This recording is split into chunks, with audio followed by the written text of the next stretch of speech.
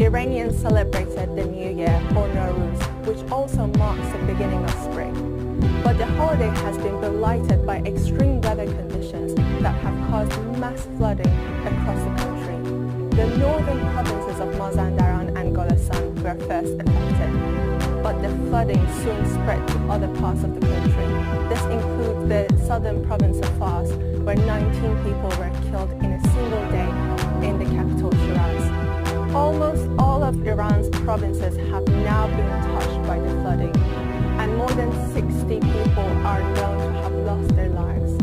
Entire villages are said to have been cut off, while others have been completely submerged. The first political casualty of the flooding was the Governor General of Golestan, who was sacked after it emerged that he was away on holiday when the floods struck. But the political fallout will not end there. After more than 2 weeks, many Iranians are now angry at what they see as inadequate relief efforts. And this anger reaches all the way to the president and the supreme leader. The authorities have been keen to show that they're in control. President Rouhani has paid visits to affected areas, and Supreme Leader Ayatollah Khamenei has been seen issuing instructions to civilian